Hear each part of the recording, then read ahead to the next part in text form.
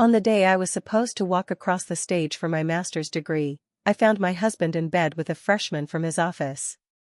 When I screamed, he lazily pulled on his pants and said, "You're getting old. She's just starting out." I took my diploma, took half his salary in the divorce, and took his girlfriend's credit card statement straight to her parents. I was 34 years old, living in Pittsburgh, Pennsylvania. I'd been married to Mark for 6 years.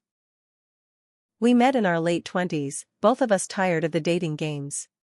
He worked in university finance, and I was juggling a full-time job at a hospital while going to school for my master's in public health. It took me 4 years to finish that degree: night classes, weekend classes, late nights, early mornings, and more stress than I care to remember. Graduation day was a Saturday in early May. The sky was clear, warm but not too hot. I had my robe hanging up, my cap on the dresser. My parents had flown in from Ohio. My sister had taken the day off work. Everyone was proud of me. Except, apparently, my husband. That morning I woke up early, around 6 a.m., to take a shower and do my hair. Mark wasn't in bed, which I thought was weird because he's not a morning person. I figured he went for a walk or maybe was downstairs making breakfast. I did my hair, my makeup, took my time. Around 7:30, I walked back into the bedroom to ask him something. He was in bed. With someone else. At first, I didn't even understand what I was looking at. It felt like my brain refused to accept it. But it was all there. Her clothes on the floor. His bare back.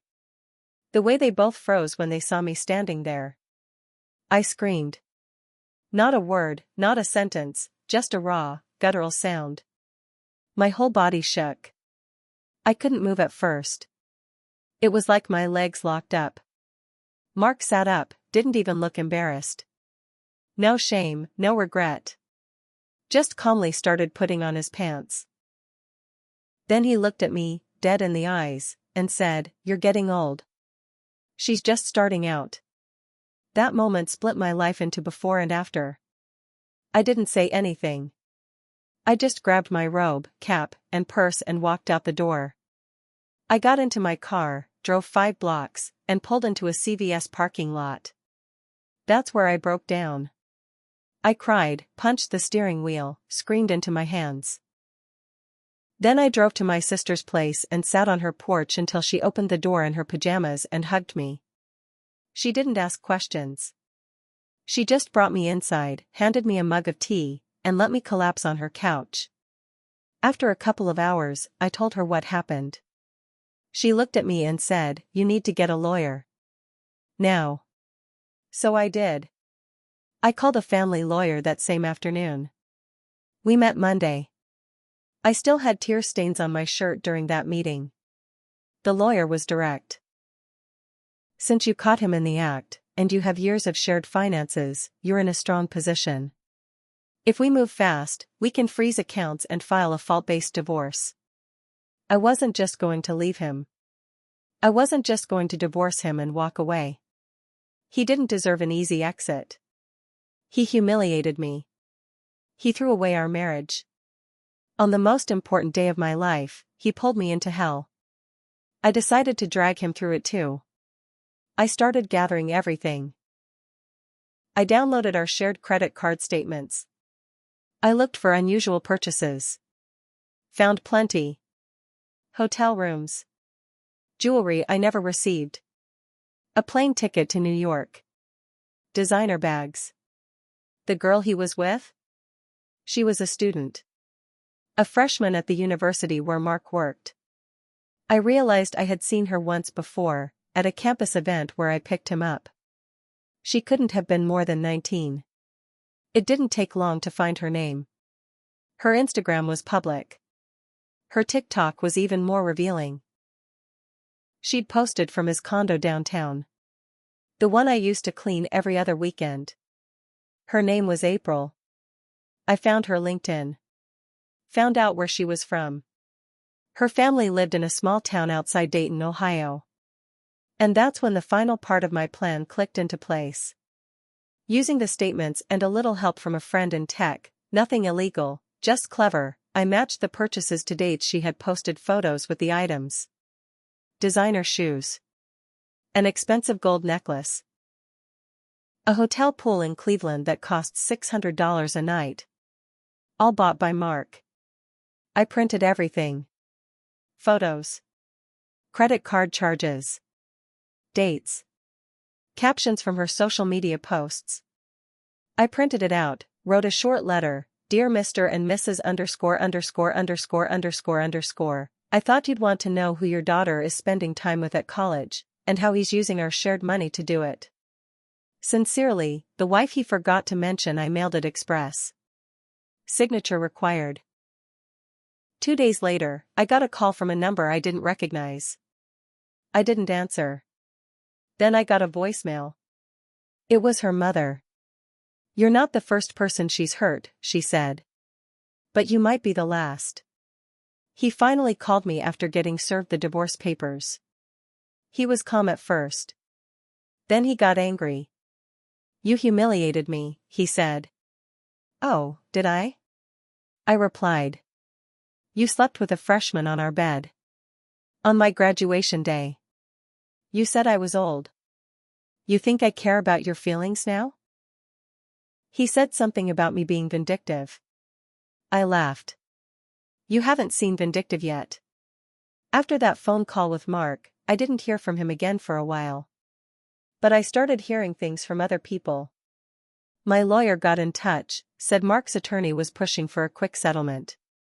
Apparently, Mark wanted to avoid more embarrassment.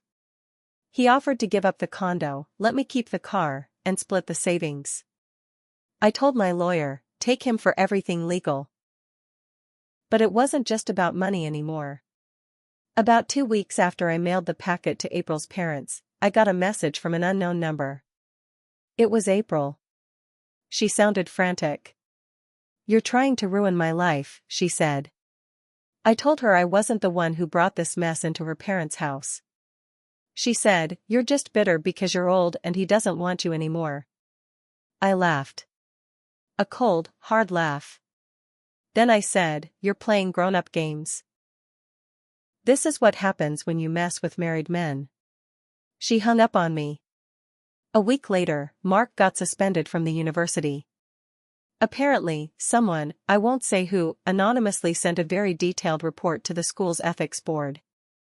The report included screenshots of April's posts from Mark's office, proof of purchases made with our joint account, pictures of them vacationing together during school sessions, and screenshots of a private message Mark had sent her using his university email. The board took it seriously. Turns out, they had been hearing rumors about him and students for a while, but no one had proof. Now they had more than they could handle. He was pulled from teaching, placed under investigation, and had his access to campus revoked. I didn't celebrate. Not yet. I wasn't done. This was the part one didn't expect. April's mom messaged me again, this time on Facebook. She asked if we could talk. I said yes. She and her husband drove 3 hours from Ohio to Pittsburgh. We met in a coffee shop downtown. They were older, probably late 50s, looked tired. Worn down. They said April had been lying to them for months. About her grades, her money, her job. Said she'd asked them for money more than once while Mark was flying her out to Florida on our dime. Her dad said quietly, we didn't raise her like this. They wanted to know what they could do. I didn't have an answer. But I told them the truth, your daughter was used. And she used him too. I just wanted both of them to understand they don't get to break lives without consequences. Her mom started crying. Her dad shook my hand. Before they left, her mom looked at me and said, you didn't just ruin her life. You might have saved it. 3 weeks after his suspension, Mark's lawyer called mine. Mark had been offered the chance to resign quietly or face a public hearing. He wanted the hearing. He thought he could beat it. That was a mistake. Because that's when I dropped the second bomb. See, I had found out something during all this. Something I hadn't even been looking for. While going through the bank records, I noticed a few charges that didn't match the pattern: hotels and dinners charged during weekends when Mark told me he was at finance retreats. They weren't with April. They were with someone else. There was another woman. Maybe more than one. April wasn't the first, just the one who got caught. This one was older. Married. Worked in administration. And when I reached out to her through a dummy email, she folded fast. Said she didn't want her name dragged into this. Said she'd talk to the university anonymously if it kept her out of the news. I gave my lawyer everything. We submitted it to the ethics board just before Mark's hearing. They didn't even need the hearing after that. He was fired. Officially. No severance. No references. And barred from working at any school under that university system again. I hadn't heard from her since her angry call. But now, she was trying to file a harassment complaint against me, said I ruined her reputation, harassed her family, and publicly shamed her. My lawyer shut it down hard. We had proof that everything I did was legal. I didn't threaten. I didn't lie. I didn't slander. I told the truth, to the people directly involved. But she wasn't done. She started posting on Instagram, claiming to be the victim of a bitter ex-wife. Tried to make it sound like I was some jealous monster trying to ruin her love story. She posted a photo with the caption, "Let them be mad. I'm still shining." So I posted a screenshot of the credit card charge for that exact necklace with one line, "Paid with a joint account." You're welcome. You'd think after getting him fired, exposing his affair, and wrecking his reputation, I would have felt something close to peace. But I didn't. Because it turned out, I hadn't even scratched the surface. Mark wasn't just a liar and a cheat. He was dangerous. I got the notice about a month after his termination. Mark was suing me for defamation, emotional distress, and interference with his career. His complaint said I had gone on a smear campaign and acted out of personal bitterness to destroy his life. He claimed the university firing was unjust and that my actions had caused him to suffer financially and emotionally. I laughed out loud in my lawyer's office. We responded with a counter-motion to dismiss and attached every single piece of evidence I had, emails from his university account to April credit card statements showing he used marital funds for personal gifts, testimonies from 2 other women he'd been involved with, messages from April herself. It wasn't just a weak case, it was pathetic. Still, the stress of it started getting to me. I was waking up at 3 a.m., heart pounding. I kept checking the locks at night. Something about him going on the attack after everything he'd done made me feel unsafe. And I was right to be afraid. She went quiet online. No more "I'm still shining" posts. Her Instagram vanished. So did her TikTok. I figured maybe her parents had stepped in again, or maybe she'd finally gotten the message. I was wrong. She showed up at my new job. I work in administration at a clinic, nothing flashy. I'd kept the location private, even off LinkedIn, because I didn't want Mark or anyone in his mess to find me. But she found me. She came into the lobby, wearing scrubs like she belonged there, and asked for Sarah, my middle name, the one I used professionally. When I stepped out, she was standing there holding a file folder. "You need to stop," she said. I asked what she meant. "You ruined his life. Mine too.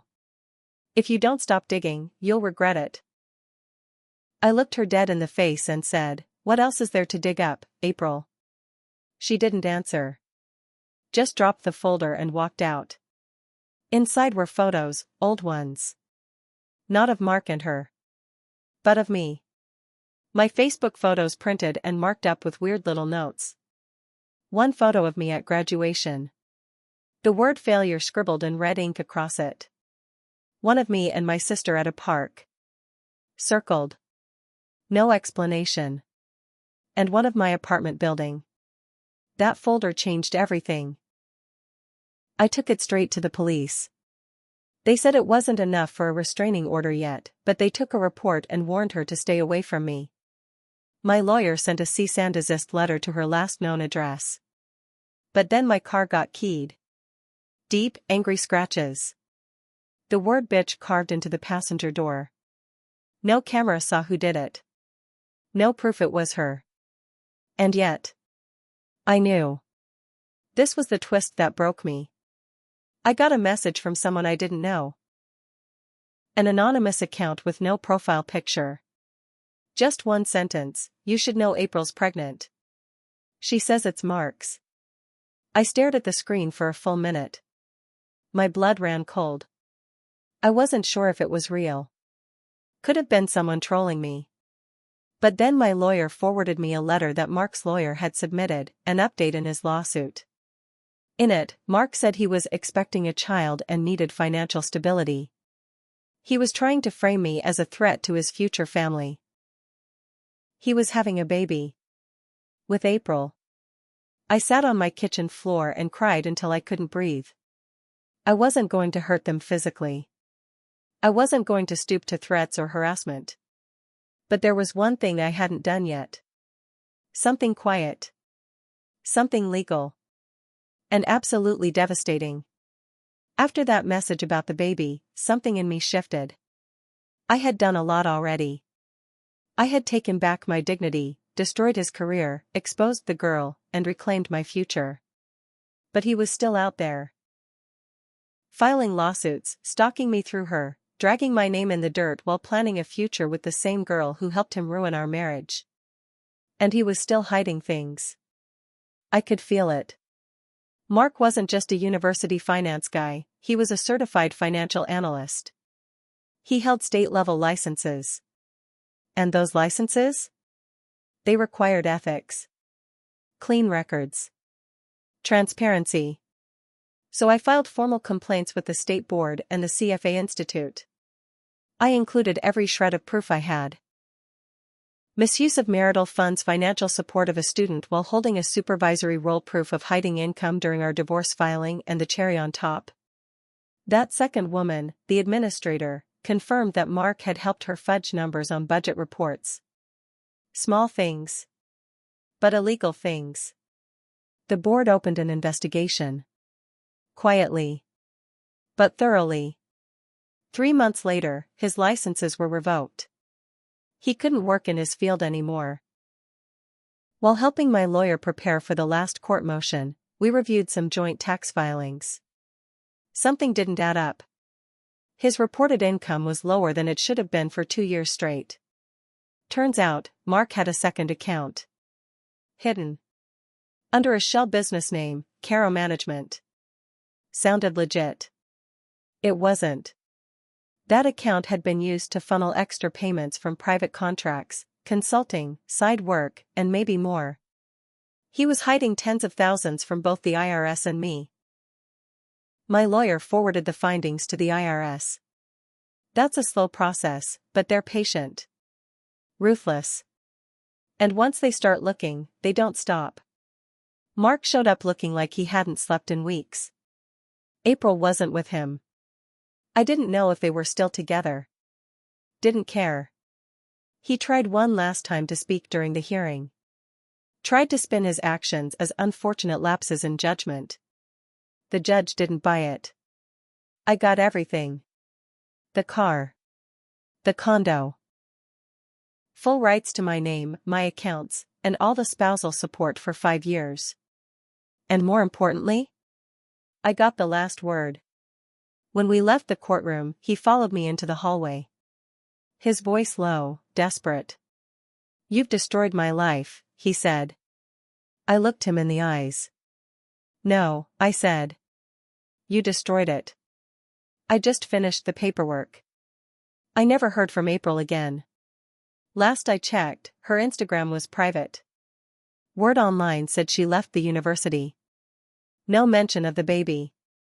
No trace. Mark disappeared off social media too. I heard from a mutual acquaintance that he'd moved back in with his parents, couldn't get hired anywhere due to the license issues and the university blacklisting him.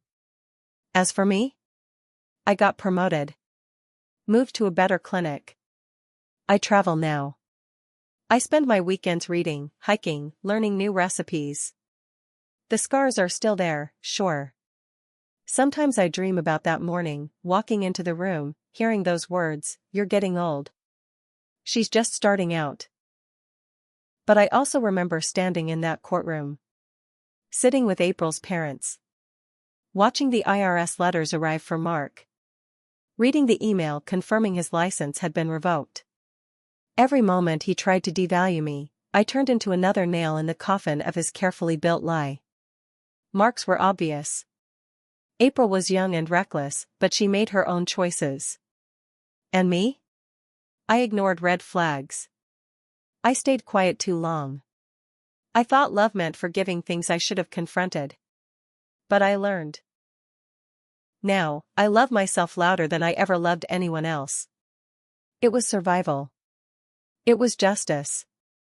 It was closure. And every piece of it? I earned.